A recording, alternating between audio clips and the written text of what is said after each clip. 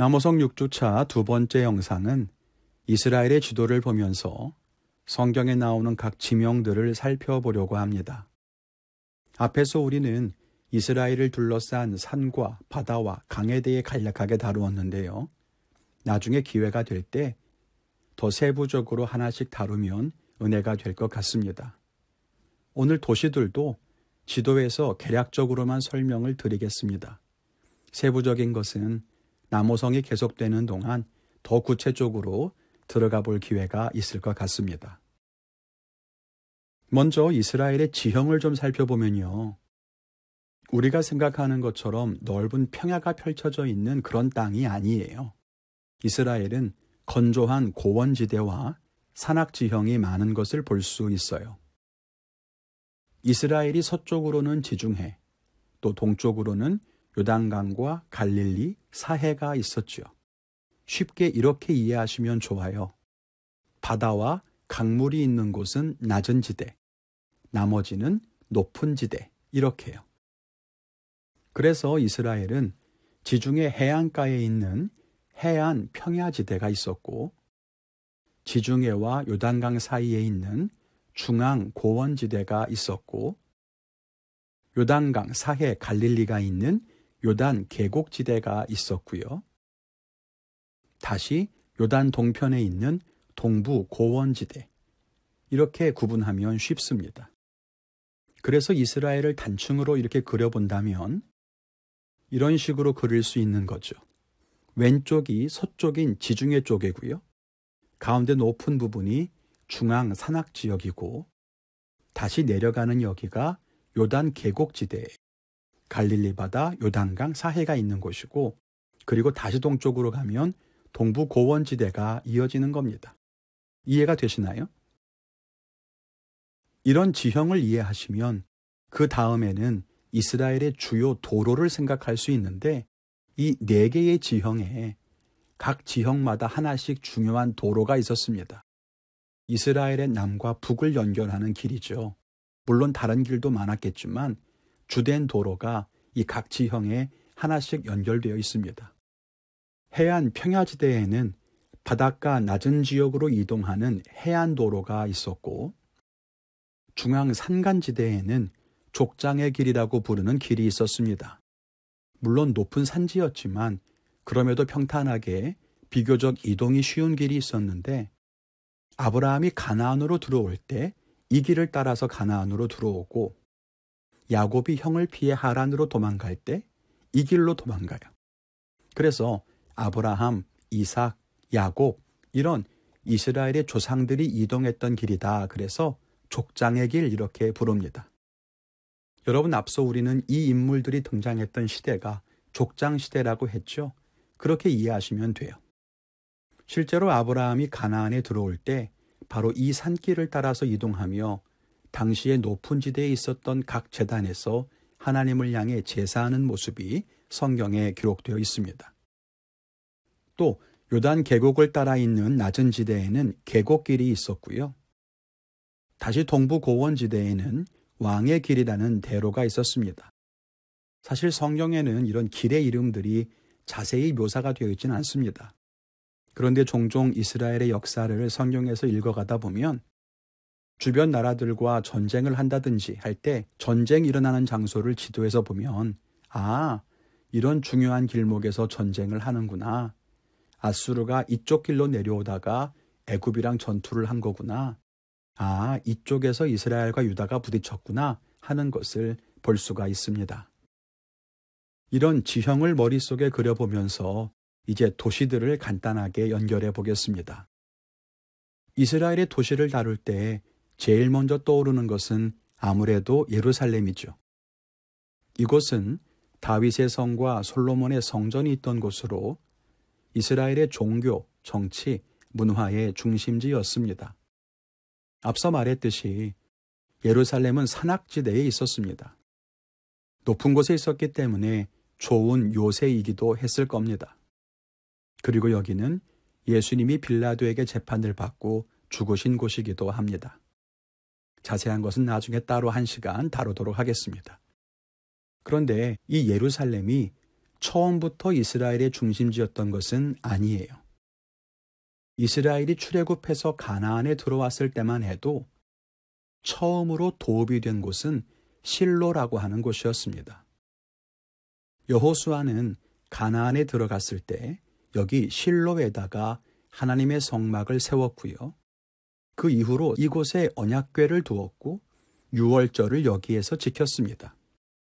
엘리 제사장 때에 블레셋과 전쟁을 하게 되는데 이스라엘이 열세에 몰리자 언약궤를 가지고 가면 이길 거다, 이런 마음으로 하나님의 언약궤를 자기들 마음대로 들고 전쟁에 나가죠. 그러다가 언약궤를 블레셋에게 빼앗기게 됩니다. 그 이후로 언약궤는 다시 실로로 돌아오지 못해요. 나중에 다윗이 언약궤를 자기 처소가 있었던 예루살렘으로 옮겨가기 때문입니다. 다윗의 얘기를 했지만 이 다윗의 역사가 예루살렘에서 처음 시작된 것은 아니에요. 다윗이 왕이 된 곳은 예루살렘보다 조금 아래에 있는 헤브론이라고 하는 곳입니다. 우리가 앞에서 사울 왕이 죽은 후에 남쪽 유다 지파는 다윗을 왕으로 추대하고 다른 지파들은 사울의 아들을 후계자로 세워서 잠시 나라가 분열했던 이야기를 한번 했었죠. 그때 이 다윗이 헤브론에서 왕 노릇을 했고요. 사울의 아들인 이스보셋은 요단을 건너서 마하나임이라고 하는 땅에 수도를 세웠습니다. 그러다가 다윗이 왕국을 통일하면서 예루살렘으로 도읍을 옮기게 되었던 겁니다. 예루살렘을 이야기하면 베들레헴도 같이 이야기해야죠. 지난주에 성탄절이 지났는데요. 이 베들레헴은 예수님이 태어나신 곳입니다. 예루살렘 남쪽에 10km 정도 떨어진 곳이고 구약에 예언된 대로 바로 이 베들레헴에서 예수님이 태어나게 됩니다. 그리고 이후에 예수님은 나사렛이라는 동네에서 어린 시절을 보냅니다. 그 나사렛은 바로 여기에 있습니다. 나사렛이 있는 이 주변 지역, 갈릴리 호수 주변을 다 갈릴리 지역 이렇게 부릅니다. 성경에서 예수님을 부를 때 나사렛 예수라고 부르잖아요. 그 말은 예수님의 출신 지역이, 즉 예수님이 자란 곳이 나사렛이라는 말입니다. 그렇지만 예수님이 공생애를 시작하시고 사역을 하신 주 무대는 나사렛이 아니었어요. 성경에도 예수님이 고향에서는 인정받지 못했다고 말합니다. 그래서 예수님은 갈릴리의 많은 지역을 다니시며 사역을 하세요. 갈릴리 바다 주변에 많은 동네가 있었는데 그곳이 신약에는 많이 나오죠. 여러분 혹시 벳세다라고 하는 이름을 들어보셨나요? 이 이름은 어부들의 집 혹은 물고기의 집이라는 뜻입니다. 이름으로도 알 수 있죠. 물고기를 잡아서 생업을 유지하던 어촌 마을입니다.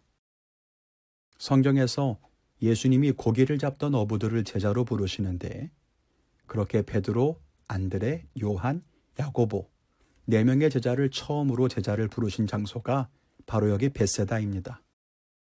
또 오병이어의 기적을 일으킨 장소도 여기 벳세다였어요. 복된 땅이죠. 예수님의 제자들도 있었고 오병이어의 기적도 일어났고. 그런데 예수님은 나중에 이 벳세다 땅을 저주하십니다. 왜냐하면 예수님을 믿지 않았기 때문입니다. 그런 걸 보면 우리도 하나님의 기적을 보고 하나님 말씀에 은혜 받고 결단하는 것, 그게 중요한 게 아니라 끝까지 믿음을 지키고 예수님을 믿는 것이 중요하다는 것을 결코 잊으면 안 될 것입니다. 이 벳세다의 근처에는 가버나움이 있었는데요. 여기는 예수님의 고향이라고 불릴 정도로 예수님이 많이 활동했던 무대였습니다. 이곳에서 예수님은 많은 기적을 베푸셨지만 앞에 벳세다처럼 장차 화가 있을 것이라고 저주하시기도 했어요. 이 가버나움은 다메섹에서부터 지중해로 가는 통로에 있어서 상업과 무역이 굉장히 번창했고요. 갈릴리 지역에서도 가장 번화한 도시였습니다. 그런데 이후에 예수님의 예언처럼 이 도시는 파괴되어서 지금은 폐허가 되고 말았습니다. 갈릴리 호수 주변에 이런 도시들을 묶어서 이 지역을 갈릴리 지역이라고 부른다고 했지요. 여기가 갈릴리고요. 요단강 동편을 베레아라고 부릅니다. 또 예루살렘 주변을 유대 땅 이렇게 쉽게 부르죠. 옛날 남유다 왕국의 땅, 유다 지파의 땅이란 뜻일 거예요. 그리고 갈릴리와 유대 땅 사이 이 중간 지역에 사마리아 지역이 있습니다. 여기는 북이스라엘의 중심 지역이었죠. 예수님이 우물가에서 과부를 만나는 수가성은 여기쯤 있습니다. 그러니까 예수님이 갈릴리 지역에서 두루 사역을 하시다가 십자가에서 죽으시기 위해 예루살렘으로 가시죠. 그러니까 위쪽 갈릴리에서 남쪽 예루살렘으로 내려가실 때 여기 수가성을 지나게 되신 겁니다. 그런데 우리가 2, 3주 전에 이스라엘 역사를 배울 때 말씀드렸지만 이 사마리아 지역은 북이스라엘의 땅이었고 아수르 사람들이 여기를 멸망시켰을 때 자기 사람들을 여기에 보내서 서로 피가 섞이게 하고 종교가 혼합되고 막 그런 일들이 있었잖아요. 남유다 사람들이 그것을 굉장히 비난했어요. 그래서 유대 사람들과 사마리아 사람들은 사이가 좋지 않습니다.